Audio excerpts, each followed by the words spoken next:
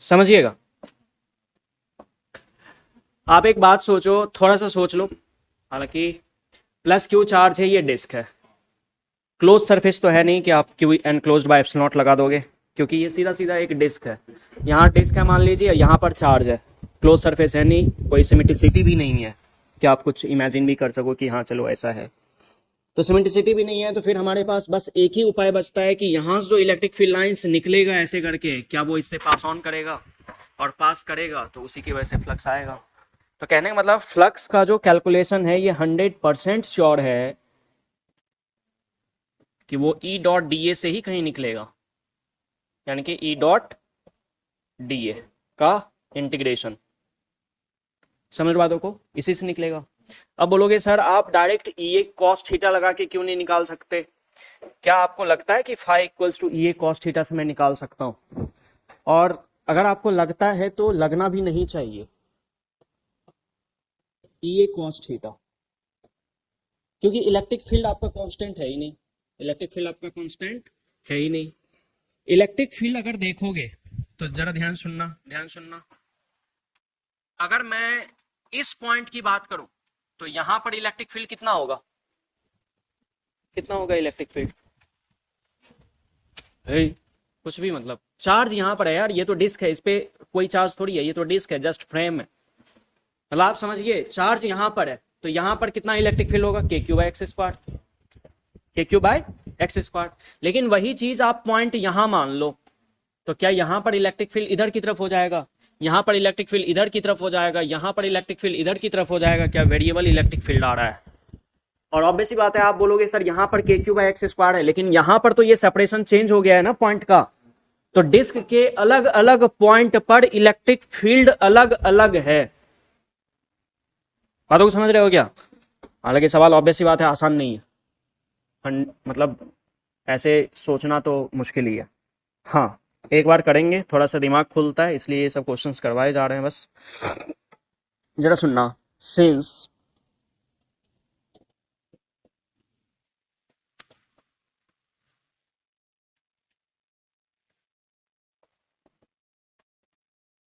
Electric field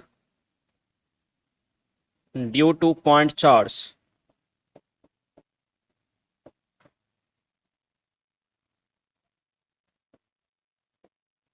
is variable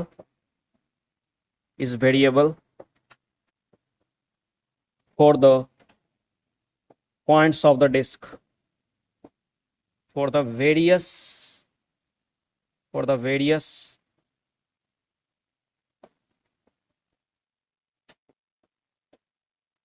for the various points of the disk।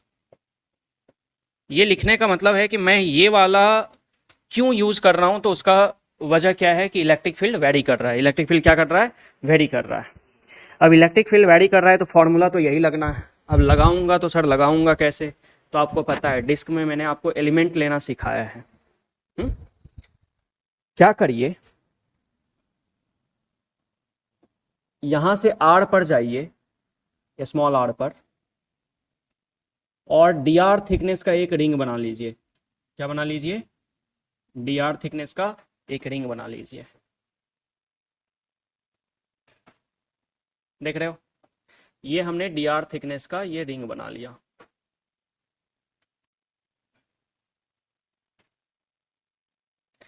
अब इस ring का जो एरिया होगा और जो इलेक्ट्रिक फील्ड आएगा इस पॉइंट चार्ज की वजह से, वो जरा देखना बहुत ध्यान से। इस पॉइंट चार्ज की वजह से यहां पर इलेक्ट्रिक फील्ड का जो डायरेक्शन रहेगा वो ऐसा रहेगा, मतलब इस वाले पॉइंट पर ये रहेगा इलेक्ट्रिक फील्ड। और ऑब्वियस बात है, ये आपने क्या माना है कि आर पर जाके तुमने, आर डिस्टेंस पर जाके तुमने ये डी आर थिकनेस का रिंग बनाया है। कितना थिकनेस है इसका? dr। और ये जो बन रहा है वो क्या बन रहा है? Elemental ring. क्या बन रहा है? Elemental ring. समझ गए? और इस एलिमेंटल रिंग का जो एरिया रहेगा वो कैसा रहेगा, मतलब परपेंडिकुलर टू द प्लेन, तो आप उस एरिया को यहां भी बना सकते हो, इसलिए मैं यहां बना रहा हूं ताकि आपको पता चले कि इलेक्ट्रिक फील्ड और एरिया वेक्टर के बीच का एंगल क्या होगा। तो अगर मैं मान लो कि यहां पर थीटा बोलता हूं तो यहां भी थीटा आएगा, क्योंकि हो सकता है अगर मुझे कभी मान लीजिए कि थीटा की जरूरत पड़ेगी तो वो मैं थीटा निकाल सकता हूं इस वाले ट्रायंगल को यूज करके। समझ रहे हो? अब सुनना बहुत ध्यान से। क्या ये वाला जो सेपरेशन होगा, ये सेपरेशन कितने के बराबर आ जाएगा? Over root of X square plus small R square. सही है। तो पहले तो इलेक्ट्रिक फील्ड लिख लो, क्योंकि आपको क्या लिखना है, phi equals to integration of E vector dot D A vector. तो जरा देखना कि इलेक्ट्रिक फील्ड मैंने लिखा, कितने के बराबर इलेक्ट्रिक फील्ड लिखा, K Q divided by root over of X square plus R square का होल स्क्वायर, यानी कि ये आ गया तुम्हारा K Q whole divided by X square plus R square. सही यहां तक? अच्छा, ये डीए का वैल्यू बताओगे, डीए का वैल्यू कितना है? एलिमेंटल रिंग का एरिया, एलिमेंटल रिंग का एरिया सिग्मा डी क्यू, मैं क्या बोल रहा हूँ, area area DA DA DA DA, वो तो डी क्यू बराबर सिग्मा डी है ना। डीए बताना है बस, ये बताया मैंने आपको, एलिमेंटल एरिया बताया है ना।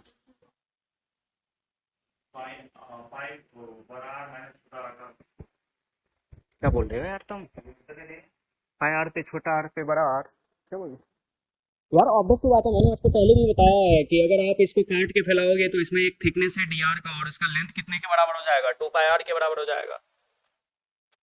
यही तो होता है। मैंने आपसे कहा है कि रिंग का एरिया जनरली क्या होता है, पाई आर स्क्वायर, लेकिन अगर उसमें थिकनेस आ जाता है तो पाई आर स्क्वायर हम यूज नहीं करते, सरकमफ्रेंस इनटू थिकनेस यूज करते हैं, लिखवाया है मैंने। 2 पाई आर इंटू कितना, D R, 2 pi R into D R. अब यहां से फ्लक्स लिखो, अब यहां से फ्लक्स लिखो, क्या लिखोगे, integration of E dot D A, क्या integration of E D A cos theta होगा, लिख सकते हैं ना। अरे ई डॉट डी ए को ही तो क्या लिखते हैं, ई डी ए कॉस थीटा लिखते हैं, where theta is angle between electric field and area vector। तो E का मैग्नीट्यूड रख दो, कितना आ रहा है ये, K Q by X square plus R square. D A का वैल्यू बताना, अभी आपने लिखा है कितना, 2 pi R D are.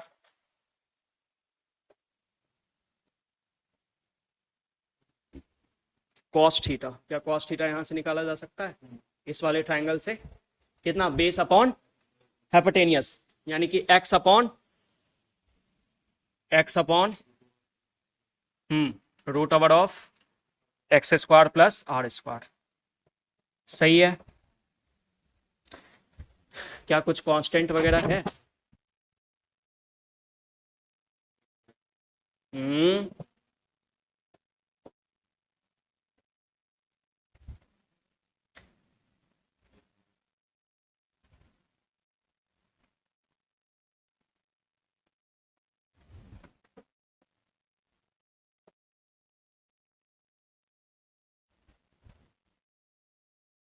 Q X by 2 epsilon nought, क्या के का वैल्यू 1/4 पाई एप्सिलॉन नॉट होता है, 2 पाई ने 4 पाई को काटा, 2 में एप्सिलॉन नॉट रह जाएगा। अब इंटीग्रेशन के अंदर बच गया कौन, जरा देखना बहुत ध्यान से, एक्स तो बाहर चला गया ना, क्योंकि एक्स तो फिक्स सेपरेशन है, R D R divided by कितना, X square plus R square whole to the power 3/2। हाँ या ना, सही है। अच्छा, पहले तो लिमिट पुट कर दें, फिर उसके बाद देखेंगे कि क्या होता है। लिमिट कहां से कहां तक चलेगा, आर यहां से शुरू होगा और पूरा यहां तक जाएगा, तभी तो ये पूरा डिस्क कवर होगा, क्योंकि आर का वैल्यू अगर 0 लोगे तो यहां पॉइंट जैसा बनेगा, फिर उसके बाद जैसे जैसे आर को बढ़ाते जाओगे डिस्क धीरे धीरे कवर होते होते पूरा कवर हो जाएगा, यानी कि 0 से लेके कहां तक चलाइए, कैपिटल आर तक चलाइए। क्लियर है? लेकिन समस्या अभी भी खत्म नहीं हुआ है। क्या समस्या है? समस्या ये है कि इंटीग्रेशन कैसे निकलेगा, और ऐसा इंटीग्रेशन हमने किया भी है, अगर आपको याद हो। एग्जैक्टली हाँ, एग्जैक्टली यही इंटीग्रेशन आया था कहाँ? जब मैंने आपको डिस्क का पोटेंशियल बताया था शायद, या इलेक्ट्रिक फील्ड बताया था, कुछ ऐसा है ना, वहां पर हाँ पोटेंशियल ही बताया होगा, क्योंकि डीवी बाई डी आर करके फील्ड निकाला था, पोटेंशियल वाले में आया होगा। तो जरा देखना कि आप इंटीग्रल निकालोगे ना पहले, R D R X square plus R square whole to the power 3/2, और ये 0 से r, ये इंटीग्रल है हमारे पास। क्या है ये? इंटीग्रल है, जिसका की वैल्यू मुझे चाहिए। तो आप इसको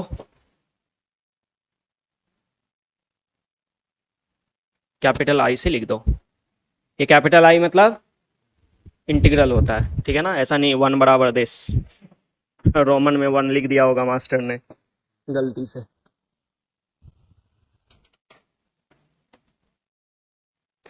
तो अभी जरा देखना बहुत ध्यान से कि आर डी आर मतलब आप क्या करते हैं, सब्सटीट्यूशन लगाते हैं, यानी कि X square plus R square को, X square plus R square को कितने के बराबर पुट करते हो तुम? जेड के बराबर। क्या फिर इसको डिफ्रेंशिएट करते हो, D by D R of X square plus R square. क्यों? क्योंकि आर वैरी कर रहा है। क्या वैरी कर रहा है? आर वैरी कर रहा है, आर ही वैरी कर रहा है ना। हाँ, तो एक्स स्क्वायर का कितना चला गया? 0। आर स्क्वायर का कितना? 2r, D R by D are 1 हो गया, बराबर कितना? D Z by D are. सही है, यानी कि तुम आर डी आर को कितने के बराबर लिख सकते हो, कितने से रिप्लेस कर सकते हो? डी जेड बाई 2 से। कितने से? डी जेड बाई 2 से। अच्छा, लिमिट चेंजिंग का भी केस करना पड़ता है ना, लिमिट चेंजिंग। क्या स्मॉल आर का वैल्यू, क्या स्मॉल आर का वैल्यू जब 0 है तो जेड का वैल्यू कितना आएगा? X square. जब स्मॉल आर का वैल्यू कैपिटल आर आ गया है तो जेड का वैल्यू कितना आ जाएगा? X square plus capital R square. सही है। अब ये इंटीग्रल जो है क्या लिखेंगे इस इंटीग्रल के बराबर? Integral of R D R की जगह पर D Z by 2 whole divided by X square plus R square को कितना माना है तुमने? जेड। तो जेड का क्या चलेगा? ये whole to the power 3/2, whole to the power 3/2। Limit कहां से कहां तक भाग रहा है? एक्स स्क्वायर से X square plus R square तक। क्या जेड टू द पावर -3/2 जाएगा ना, ये ऊपर बन के ऐसा, और ये 1/2 यहां आएगा, और ये डी जेड, इसका इंटीग्रल करना पड़ेगा तुम्हें। तो इसका इंटीग्रल कितना होता है? ये हाफ इंटू, क्या पावर में 1 ऐड करते हैं, पावर में 1 ऐड करते हैं, और यहां नए वाले पावर को छाप देते हैं। कितना हो गया यार ये तो 2 यहां गया, तो यहां -1 ना, 2 चला गया ऊपर, 2 ने 2 को काटा, यानी कि Z to the power minus कितना? 1 डिवाइडेड बाय कितना? -1। नहीं आया, हाँ -1/2, सॉरी, ये 2 कहाँ भाग गया? जेड टू द पावर -1/2, बाकी सही है ना। ये -3 + 2/2 है ये, तो -3 + 2 कितना? -1, -1/2, 2 चला गया ऊपर, 2 ने 2 को काट दिया, माइनस आ गया यहाँ, यानी कि इसका इंटीग्रल आ जाएगा -1/√z। कितना? 1/√z। सही है ना, जेड टू द पावर -1/2 है। अब कहां से कहां तक? एक्स स्क्वायर से लेके X square plus R square तक। क्लियर है बातें? मैंने इसके बाद डायरेक्ट कर दिया है, ये आपको समझना पड़ेगा। आपको नहीं समझ आ रहा है तो आप क्या कर दीजिए, इंटीग्रेशन, सिंपल इंटीग्रेशन है, Z to the power -3/2 D Z, और यहाँ 1/2 जो है वो इंटीग्रल के बाहर आ जाएगा। ठीक है, आप चाहें इससे पहले तो एक स्टेप लिख लीजिए ऐसे करके, तो आपको ज़्यादा फील आएगा कि ऐसे मास्टर ने बताया था। X square plus R square 1/2 Z to the power -3/2 + 1 -3/2 + 1 X square से X square plus R square. लिख लीजिए जिनको भी दिक्कत है कॉपी में।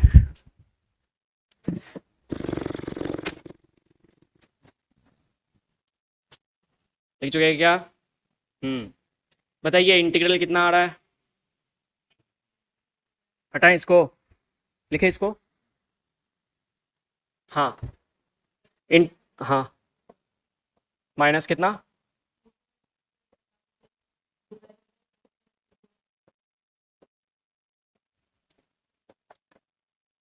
इतना ना, ये आएगा यहाँ बीच में माइनस, एक्स स्क्वायर आया तो 1/x। ठीक है, माइनस को आप अंदर भी भेज सकते हैं, माइनस को आप अंदर भी भेज सकते हैं। माइनस को अंदर भेजोगे तो ये क्या टर्म पकड़ लेगा? 1/x माइनस 1/√ऑफ X square plus R square. सही है। अच्छा, ये तो इंटीग्रल तुमने कैलकुलेट कर लिया। अब यहां से फ्लक्स का वैल्यू लिखो, तो फ्लक्स कितने के बराबर आ जाएगा? डायरेक्ट पुट करो, क्यू एक्स डिवाइडेड बाय कितना? क्यू एक्स डिवाइडेड बाय कितना? 2 एप्सिलॉन नॉट। और इस पूरे इंटीग्रल के बदले क्या पुट कर रहे हो तुम? ये, क्योंकि वही तो इंटीग्रल निकाले हो ना तुम, इसी का तो वैल्यू, आई का ही तो वैल्यू निकल के आया है।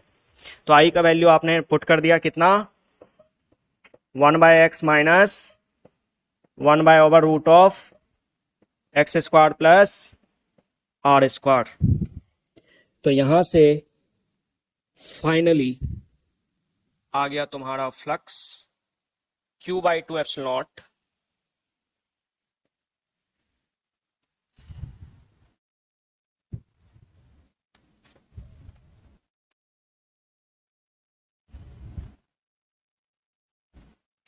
सर इतना अरेंज करके लिखना जरूरी है क्या? बिल्कुल, Q/2 एप्सिलॉन नॉट।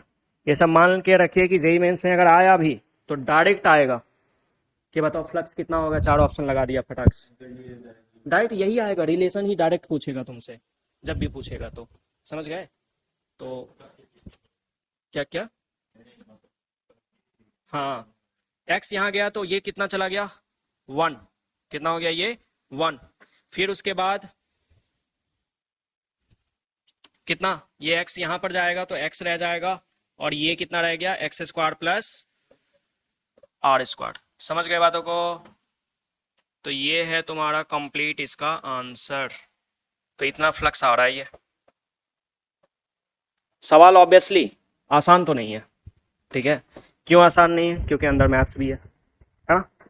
तो करके रखिएगा, बढ़िया सवाल है, अच्छा सवाल है ना।